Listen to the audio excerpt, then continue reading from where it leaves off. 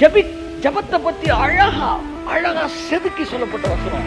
தேவனிடத்தில் சேர்கிறவன். சொல்லுங்க, அப்படின்னா யாரு? ஜெபிக்கிறவன், தேவனிடத்தில் சேர்கிறவன். இது மட்டும் உங்க வாழ்க்கையில தெரிஞ்சுக்கணும். நான் சொல்றேங்க, இந்த வருஷம் நீங்க ஜெபிக்கிற ஒவ்வொரு ஜபத்திற்கும் கர்த்தர் பதில் கொடுக்கிற தேவனா இருப்பார். நீங்க நிறைய பேர் உணர்ச்சி, இந்த கிறிஸ்தவ வட்டம் ஜபம் எப்படி இருந்துச்சு, ஜபம் சூப்பரா இருந்துச்சு சார். ஒரு நாள் கர்த்தர் கேட்டார் என்ன பார்த்து, தம்பி வாக்கியமே தப்புடான்னாரு. என்ன ஆண்டவரே, ஜபம் சூப்பரா இருக்க கூடாதுடா, பதில் தான்டா சூப்பரா இருக்கணும்.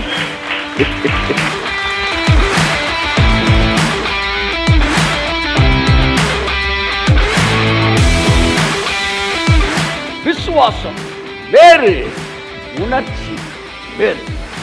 ரெண்டையும் தனித்தனியா உனக்கு டீல் பண்ண தெரிஞ்சிருச்சுன்னா உன் ஜபம் பதில் பெறாத ஜபமா இருக்கவே இருக்காது. கையை தட்டு. ஆமென். ஹalleluya, ஹalleluya, ஹalleluya.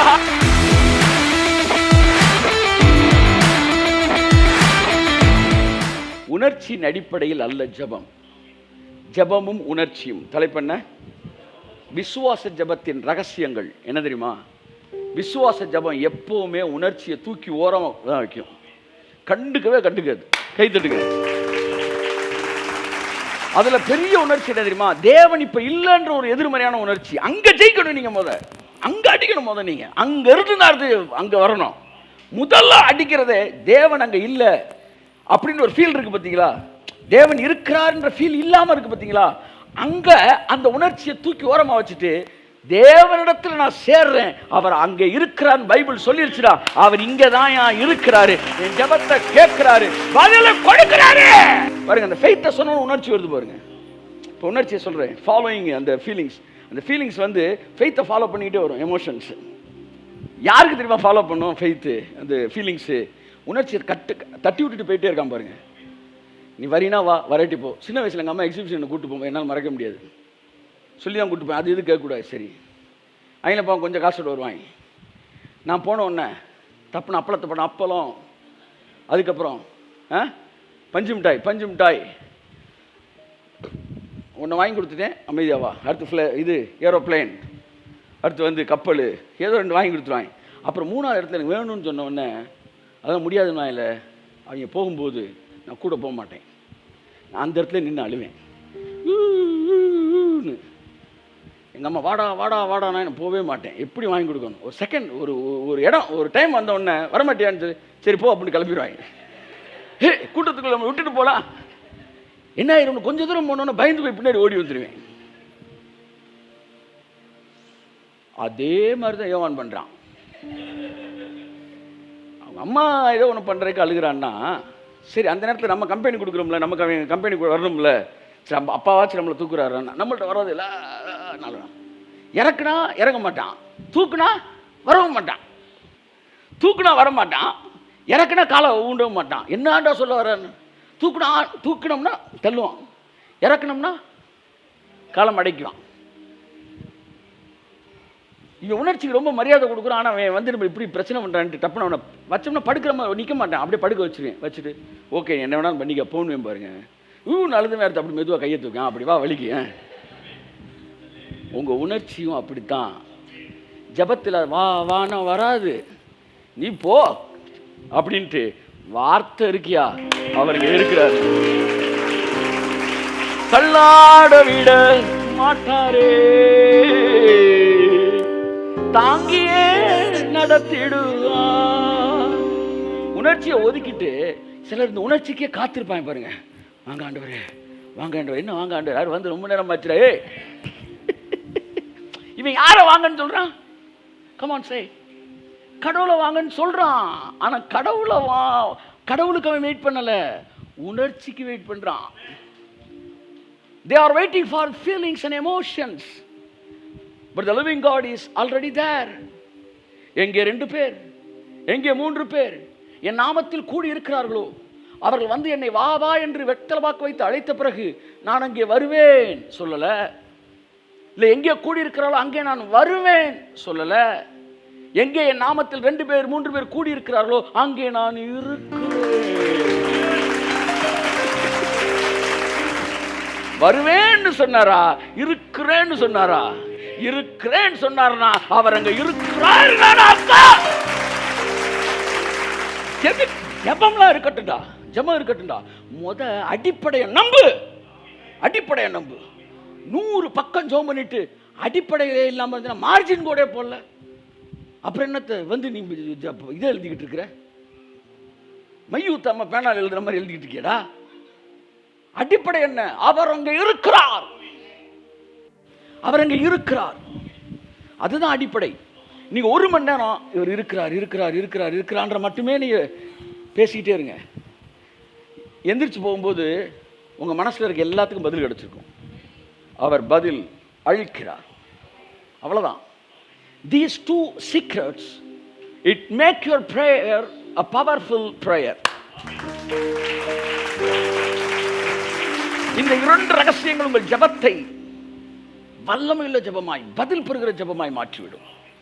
இந்த ஜெபத்தோட பியூட்டி என்னன்னா, உணர்ச்சின்ற ஒரு வார்த்தையே அந்த ஜெபத்தில் இல்ல, விசுவாசம் மட்டும்தான் இருக்கு. அவர் இருக்கிறார் என்பதை நீ உணர வேண்டும் சொல்லலையே, பதில் கொடுக்கிறார் என்பதை உணர வேண்டும் சொல்லலையே. Prophets, they are depending on the feelings, ஆனா they are connected with the word of God. கர்த்தர் என்கிட்ட கேட்டாரு, உணர்ச்சி ரொம்ப முக்கியம் இல்லை ஜஸ்டின், அதை நீ புரிஞ்சுக்க, வார்த்தை தான் முக்கியம். ஒரு மனுஷனுடைய வாழ்க்கையில தீர்க்க தரிசனம் ரொம்ப முக்கியம் இல்லை நான் சொல்லலை, ஆனால் வாழ்க்கை ஃபுல்லாக தீர்க்க தரிசனத்தில் ஓட வேண்டிய அவசியம் இல்லை. ஏதாச்சும் பேசிட மாட்டாரா, ஏதாச்சும் பேசிட மாட்டான்னு கூட்டம் கூட்டமாக போய் நம்ம தலையை நீட்ட வேண்டிய அவசியம் இல்லை. என்ற ஒரே ஒரு கேள்வி கேட்டாரு, தாவீதை நான் அபிஷேகம் பண்ணேனா இல்லையா, தீர்க்க தரிசனம் சொன்னேனா இல்லையா? ஆமா, எத்தனை தடவை சொன்னேன்? கைதட்டு கைதட்டு கைதட்டு கைதட்டு கைதட்டு கைதட்டு கைதட்டு. கூட்டம் கூட்டமா போற மனநிலை மறையட்டு ஏசுடாம எத்தனை தடவை சொன்னேன்னு கேட்டாரு. ஒரு தடவை சொன்னீங்க அப்படின்னு. என்னடா சொன்னேன்? சமஸ்த இஸ்ரவேலுக்கு ராஜா வாக்குவேன்னு சொன்னேன். சொன்னேனா இல்லையா? டெய்லி வந்து வந்து வந்து பேசிட்டு இருந்தேனா? இல்லை. அதற்கு பிறகு சாமுவேல் அவன் எத்தனை வருஷம் கழிச்சு பார்த்தான்? அல்லது சாமுவேல் அடுத்து எங்க கூட்டம் போடுறாரு? சாமுவேல் அப்படியே ஃபாலோ பண்ணியே போய், என்ன நீ புரியல எனக்கு, ஐயா ஏதாவது சொல்லுங்க. நான் சொல்லிட்டேனப்பா. இல்லை இன்னும் ஏதாவது சொல்லுங்க ஆண்டவரே, இன்னும் ஏதாவது சொல்லுங்க. வீக்னஸ், வீக்னஸ், கடவுள் மீது நம்பிக்கை இல்லாத தன்மை அப்படியே முட்டுது ஊழியக்காரன்ட்ட போய். அப்ப என்ற ஒரு அழகா ஒன்று சொன்னாரு, ஒரு தடவை தான்டா தீர்க்க தரிசனத்தில் பேசினேன், அதுக்கப்புறம் அவன்கிட்ட பேசவே இல்லை, ஆனால் அவன்கிட்ட சொன்னதையெல்லாம் நான் நிறைவேற்றினேன், எழுதுனேன்.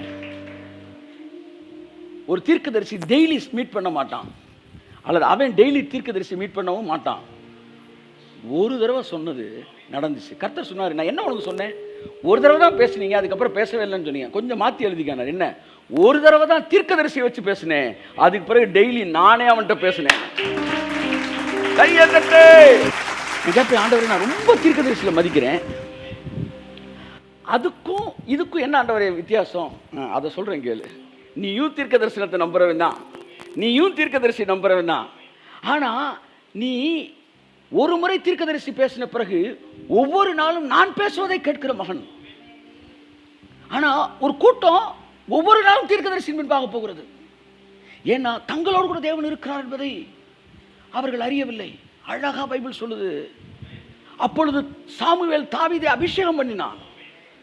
அப்பொழுது தாவீது ரைட்ல போயிட்டான், தன் வழியாய் போனான். சாமுவேல் லெஃப்ட்ல போயிட்டான். ஐயா சாமுவேல் வேற எதுவும் அவருக்கு சொல்லலையா? அவர் எப்படி மேலே வருதுன்னு ஐடியா கொடுக்கலையா? சொல்லிட்டேன்லப்பா, இனி எல்லாம் அவர் பார்த்துக்குவார். ஆண்டவன் சொல்றான், சாமுவேல் செய்யறான்ட்டு போயிட்டாரு. கடவுளோடு டெய்லி வாழ்றவன் பாருங்க. ஹேகின்ட்ட கர்த்தர் சொன்னார், how to be led by the spirit of காட்ல ஓப்பன் விஷன்ல பேசுறாரு. பேசி சொல்றாராம், இன்னைக்கு உன்ட்ட வந்து இவ்வளவு மேட்டர் பேசியிருக்கேன், எதுக்கு தெரியுமா பேச வந்திருக்கிறேன்? நான் இப்படிலாம் ஜனங்கள்கிட்ட பேச மாட்டேன் அதிகமானு சொல்றதுக்கு தான் இப்படி வந்திருக்கிறேன். அவர் எழுதுறாரு பிராக்கெட்ல, அப்போ பிராக்கெட்ல போட்டுக்கிட்டே போவார். அதற்கு பிறகு ஏறக்குறைய 14 வருஷம் அவர் அந்த மாதிரி என்கிட்ட பேசவே இல்லை, ஆனால் டெய்லி பேசிட்டு இருந்தார். அவர் சொன்னார், நான் மக்கள்கிட்ட இப்படி பேசுறதே கிடையாது, ஆனால் மக்கள்கிட்ட நான் டெய்லி பேசிக்கிட்டு இருக்கிறேன். அதை எப்படி அவன் கேட்கணும்னு இப்போ உனக்கு நான் சொல்ல போறேன். இதை நீ எழுதிக்க, இந்த புத்தகத்தை ரிலீஸ் பண்ணுனாராம். அதான் ஃபார்வேர்டு. ஒன்று சொல்லவா? உங்களுக்கு ஒரு வார்த்தை தீர்க்கதரிசி மூலமா வரும்னா எழுதி வச்சுக்காங்க. உங்களை தீர்க்கதரிசிட்ட தூக்கிட்டு போக மாட்டாரு, தீர்க்கதரிசி உங்கள்ட்ட தூக்கிட்டு வருவார். நான் ஒரு கேள்வி கேட்கிறேன், சாமுவேல்ட்ட சவுல் போனானா, சவுல் கிட்ட சாமுவேல் வந்தானா? சத்தமா சொல்லு, குட்டி சத்தமா சொல்லு. யாரு சார் சாமுவேல், யார் சவுல்? சம்பவம்ன்றீங்க, எனக்கு என்ன சம்பவம்னு தெரியலையே. பைபிள் வாஸ்தவங்களாச்சும் பதில் சொல்லுங்களேன். சாமுவேல்கிட்ட சவுல் போனாரா? அந்த பக்கம் மட்டும் நான் படிக்கல சார். ஒருத்தர் சவுல் கிட்ட சாமுவேல் வந்தாரா? சொல்லுங்க. இங்கே பாருங்க, சவுல் எங்க வந்தாரோ அங்கதான் சாமுவேல் வந்தாரு. நீங்க வந்து பிசிக்கலாவே நடந்து வந்தே பேசல, சாமுவேலை பார்த்து சாமுவேலை தேடி சவுல் வரல. சவுல் வந்து அங்க வந்து எது கூப்பிட்டு போனான்னா, அவங்க வந்து ஏதோ தலைமை தாங்க கூப்பிட்டாங்க, மாலையை போட்டு ஏதோ தலைமை தாங்க கூப்பிட்டான்னு போனா, அந்த இடத்துல சாமுவேல் நம்மளை பார்த்து, என்ன சார் கையை தட்டுங்க சார். சவுல் சாமுவேல்கிட்ட தீர்க்க தரிசனம் கேட்க போல, அவன் கழுதையை தேடி போனான். ஆனா வார்த்தை அவனை தேடி வந்துச்சு. சொல்றது புரியுதோ சார்? வேலை பார்க்க வந்தான், தேவன் அவன் இடையில சந்திச்சாரு. இதுல இருந்து என்ன தெரியுது? கொடுத்த வேலையை ஒழுக்கமா பார்த்துக்கிட்டு இருந்தாலே போதும், பேச வேண்டிய ஆளை கர்த்தர் அனுப்பி உன்கிட்ட பேசிக்கிட்டே இருப்பார். அதை விட்டுட்டு தேவன் ஏதாவது சொல்லுவாரா, தேவன் ஏதாவது சொல்லுவாருன்னு அப்படி அப்படி அப்படி அப்படி அப்படி வந்து நீங்க ஆயிராதீங்க. இப்ப நல்லா கவனிங்க, நல்லா கவனிங்க. தாவீதை தேடி சாமுவேல் வந்தாரா, சாமுவேலை தேடி தாவீது போனாரா? சவுல்ட்டையும் வார்த்தை தான் தேடி வந்துச்சு, தாவீதையும் சாமுவேல் தான் வந்தார். ரெண்டு பேரும் அவன் வேலையில தான் கவனமா இருந்தாங்க. கை தட்டுங்க. ஒருத்தன் கழுத, ஒருத்தன் ஆடு. கல்லாட விடவில்லையே.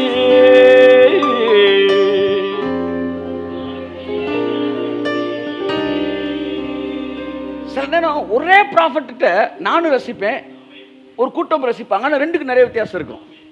நான் ரசிப்பேன், அவங்க வொர்ஷிப் பண்ணுவாங்க. நான் நேசிப்பேன், அவங்க ஆராதிப்பாங்க. நான் இவர் மூலமாக கடவுள் பேசுறாரு, நம்மள்ட்ட பேசுறத கன்ஃபார்ம் பண்றாரான்னு நினைப்பேன். அவங்க இவர் மூலமாகத்தான் எப்போதும் கர்த்தர் என்னிடத்தில் பேசுகிறாரில்ல, பேசுவார் நினைக்கிறேன், ஆனால் பேச மாட்டேன்றார். அப்படிதான் முடியுது. அப்ப என்ன? people are following the feelings, not the word of God. அப்ப prophecy அப்படின்ற ஒரு விஷயம் போக வேர்டுல தான் அவனை டெய்லி நடத்துறார் தேவன். அப்ப உணர்ச்சிகளை தூக்கி உதறி தள்ளுகிறவன் எப்பவுமே வலுவான ஜெபத்தை செய்கிறான், வலுவான பதில்களை பெறுகிறான். Simple faith always ignore the feelings. இது பெரிய ரகசியம் சார். இதை எவ்வளவு நீங்க உள்ள நெருங்க நெருங்க உங்களை பிரம்மாண்டமான இடத்துக்கு கூட்டிட்டு போயிடும். சீரியஸா சொல்றேன், பிரம்மாண்டத்தை கொண்டு போயிடும். பலருக்கு தட்பவெட்ப நிலைக்கும் பிரசன்ஸுக்கும் வித்தியாசம் தெரியல. இல்லை, இதெல்லாம் நிறைய நான் பேசணும். எமோஷன்ஸுக்கும் இன்ஸ்பிரேஷனுக்கும் வித்தியாசம் தெரியல.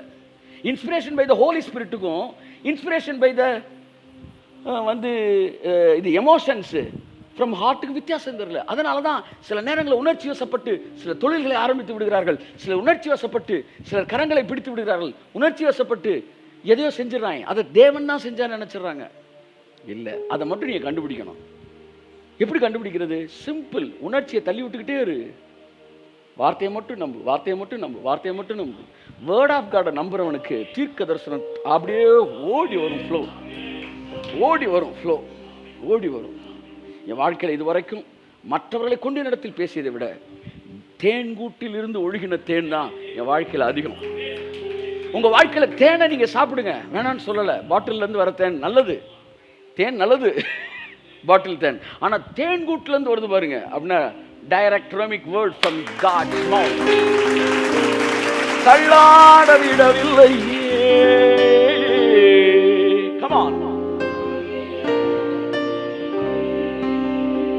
சரி, உணர்ச்சிக்கு எதிராக நீங்கள் இன்றைக்கு முடிவெடுத்து விட்டால் விசுவாசத்தில் வளர ஆரம்பித்து விடுவீர்கள். வாடா வாடா வாடனா வரமாட்டான், நீங்க போய்கிட்டே இருங்க, அவன் வந்துக்கினே இருப்பான். கைத்தட்டு கைத்தட்டு, குருந்திய மட்டும் கைத்தட்டு. உணர்ச்சி அவன் கூப்பிடுறதுக்கு அவன் என்ன சொல்றான்? ஆண்டவரை கூப்பிடுறதா நினைச்சுக்கிறான்.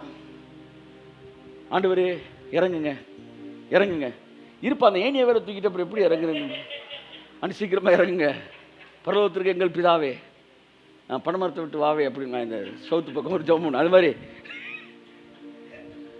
இனிமே வரப்போறான்றான். அவர் அங்கதான் இருக்கிறார். தம்பியின் முதுகுத்துட்டார். என்ன, நான் இங்கே தான் இருக்கிறேன். நாங்கள் 10th 11th படிக்கும்போது பஸ்ஸில் போயிட்டு இருக்கும்போது, இந்த கண்டக்டருங்கடா எங்கிட்ட போனா அப்படின்னு தப்புன்னு முதுக திரும்பி பார்த்து இங்கே தான் இருக்கான் அப்படின்னாரு. நடந்த சம்பவம். சாரி சார், கொஞ்சம் மரியாதை கொடுங்க சார், மதுரை பாச சார், கொடு கொடு கொடு டிக்கெட்டை கொடு.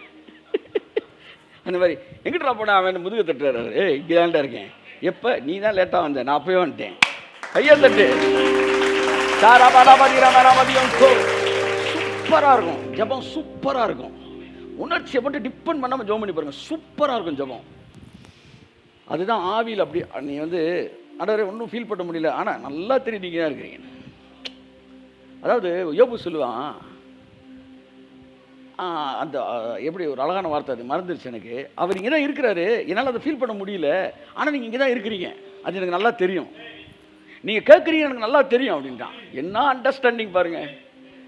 தாவீது சொல்கிறான், காலைதோறும் உமக்கு முன்பாய் வந்து ஆயத்தமாகி காத்திருப்பேன் அப்படின்றான்.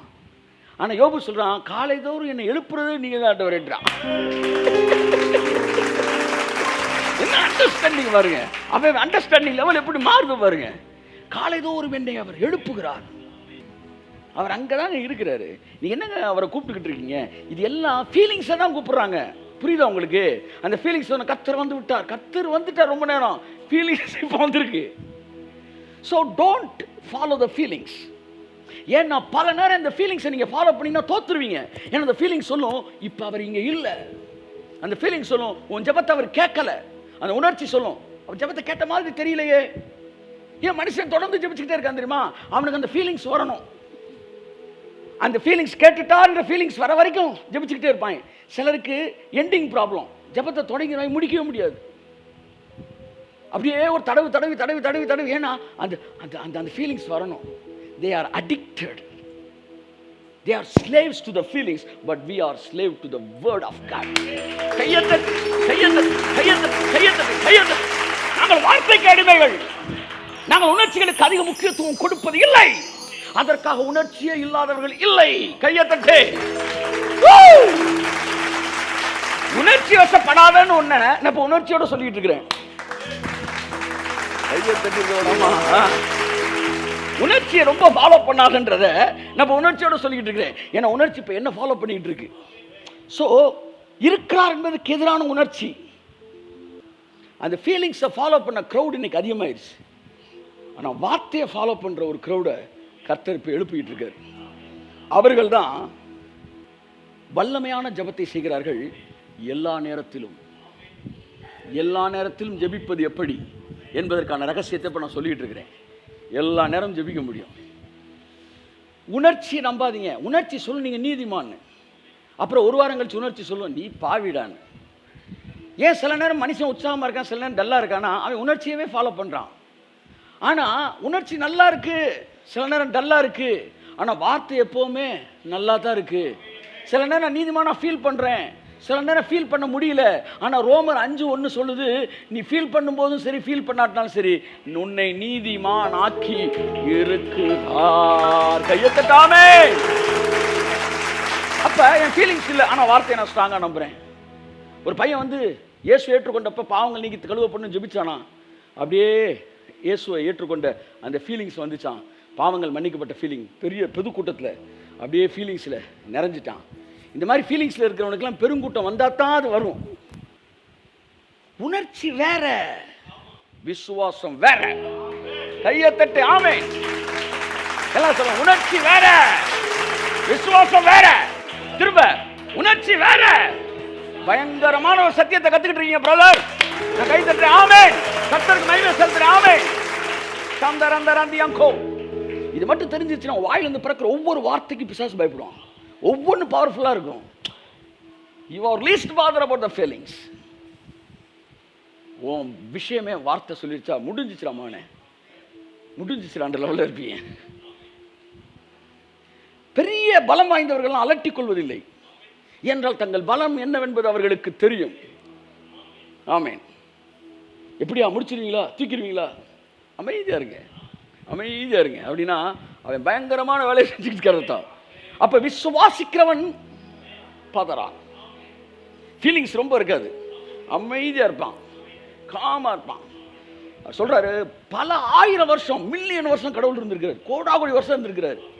ஒருத்தர் எழுதுறான், ஒரு தடவை கூட கடவுள் பதறினதே இல்லையா. கை தட்டுங்க.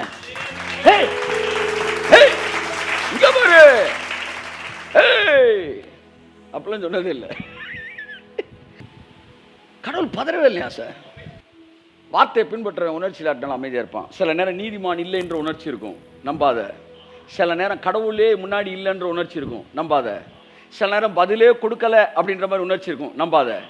சில நேரம் ஜெபிச்சுக்கிட்டே இருக்கும், ஒன்றும் பதிலே இல்லையே, அவர் கேட்கவே இல்லையோ அப்படின்னு ஒரு உணர்ச்சி இருக்கும், நம்பாத.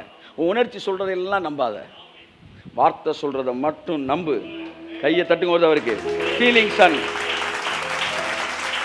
இப்போ இந்த உணர்ச்சியை பற்றி கர்த்தர் சித்தமான தொடர்ந்து பேசுகிறேன். இந்த ஸ்பிரிட் லெட்டில் போகிறது எப்படி, எமோஷன் லெட்டில் போகிறது எப்படின்ற பேசுகிறேன். உணர்ச்சியின் அடிப்படையில் போகிறது, ஆவியானவருடைய விஷயத்தில் ஃபாலோ பண்ணி போகிறது. இதில் நிறைய மிஸ்டேக் நடக்குது சார். அதனால் சில தோல்வியை தள்ளிவிட்டு கர்த்தர் சொல்லி தான் செஞ்சதுலாம் வருது. நம்ம அதெல்லாம் அப்புறம் பேசுவோம். அனாயிண்டிங் most of the time it gives feelings. இல்லைன்னு சொல்லலை. ஆனால் ஃபீலிங்ஸ் வந்து ஃபாலோயிங் த அனாயிண்டிங் மறந்துடக்கூடாது. அபிஷேகம் எப்போவுமே பல நேரம் உணர்ச்சியை தருது. ஆனால் எப்போவுமே அபிஷேகம் உணர்ச்சிக்கு பின்னாடி போகாது. ஆனந்த தைல அபிஷேகம், அப்படி ஒரு அபிஷேகமே இருக்கு. சிரிச்சுக்கிட்டே இருப்பாங்க, சிரிச்சுக்கிட்டே இருப்பாங்க, சிரிச்சுக்கிட்டே இருப்பாங்க. நம்மள இடையில சிரிக்கிறாங்க, சிரிச்சுக்கிட்டே இருப்பாங்க. அதாவது உள்ள சிரிச்சுக்கிட்டே சந்தோஷமா இருப்பாங்க. அப்ப அபிஷேகத்துக்கு உணர்ச்சிக்கு தொடர்பு இருக்கு. ஆனா அபிஷேகம் உணர்ச்சியின் அடிப்படையில் வேலை செய்யாது, உணர்ச்சி அபிஷேகத்தின் அடிப்படையில் வேலை செய்யும். உங்களுடைய உணர்ச்சியை வச்சு அபிஷேகம் எவ்வளவு இருக்குன்னு நினைக்காதீங்க. தப்பு தப்பு பண்றீங்க, தப்பு பண்றீங்க. உணர்ச்சியோட அளவை வச்சு நீங்க நல்லா இருந்துச்சு அப்போ அனாயிட்டிங் நல்லா இருந்துச்சுன்னு நினைக்காதீங்க. இது ஐஸ் வாட்டர் கிடையாது. சிலர் வந்து தங்க ஃபீலிங்ஸே ப்ரீச் பண்ணிடுறாங்க. நீங்கள் நல்லா ஆவியில் நிறைய ஒரு 50 பேர் உட்காந்துருப்பாங்க. நீ எப்படி சார் நான் அபிஷேகத்தை கண்டுக்கிறது? உங்கள் மேலே சில்லுன்னு சில நேரம் தண்ணி ஊற்றுற மாதிரி இருக்கணும்னா அவன் சில்லுன்னு இருக்கும், சில்லுன்னு இருக்கும். சில சொல்ல ஹாட் வாட்டர் மாதிரி இருக்கும். எனக்கு புரியல. ஃபீலிங்ஸ் கிடையாது அனாயிட்டிங். அப்போ அபிஷேகத்துடைய அளவு உணர்ச்சி வசப்படுறதை வச்சு நீங்கள் கால்குலேட் பண்ணவே கூடாது. சில நேரம் சிலர் அபிஷேகத்தில் நிறைஞ்சிட்டாங்கன்னா உருண்டு அனாயிட்டிங்னா டிரான்ஸ்ஃபார்மேஷன் வெளியே தெரியுது பாருங்க. அதுதான் எஃபெக்ட், அதுதான் எஃபெக்ட். சிலர் உட்காந்து கிக்கிரி பிக்கிரி பயங்கரமாக அவியில் நிறைவாங்க. ஆனால் சொன்ன பேச்சு ஒன்றும் கேட்க மாட்டாங்க. ஆனால் நான் கேரளாவில் ஒரு இடத்துல பேசிக்கிட்டு இருக்கிறேன். ஒரு 200-300 பாஸ்டர் இருப்பாங்க. அப்படியே பார்த்தீங்கன்னா அதில் மோகன்லால் மாதிரி இருக்காங்க, மம்முட்டி மாதிரிலாம் இருக்கிறாங்க. இப்படிலாம் பாஸ்டர்ஸ் இருக்காங்க நான் பார்த்துக்கிட்டு இருக்கிறேன். நான் இப்போ வந்து ஷார்ட் ஃபிலிம் வேறு எடுக்கிறனால இடையில ஆக்டர்ஸையும் வந்து முடிச்சுட்டு நான் இதை ரெடி பண்ணிக்கிட்டு இருக்கிறேன்.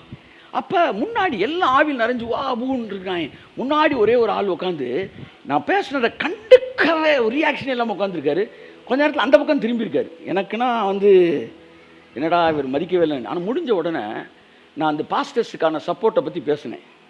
யாரெல்லாம் இணையறீங்க அப்படின்னு சொன்னப்போ இந்த ஆவில் நிறைஞ்சாயம் பாருங்க. உருவையோ தூக்கல sir.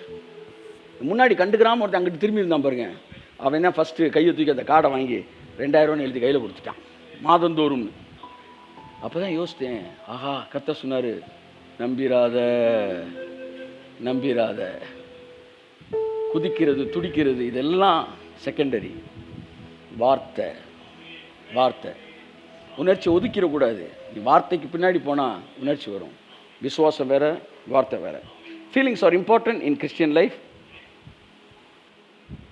Feelings, if you don't have feelings and inspiration and emotions, Christian life becomes a dry Christian life.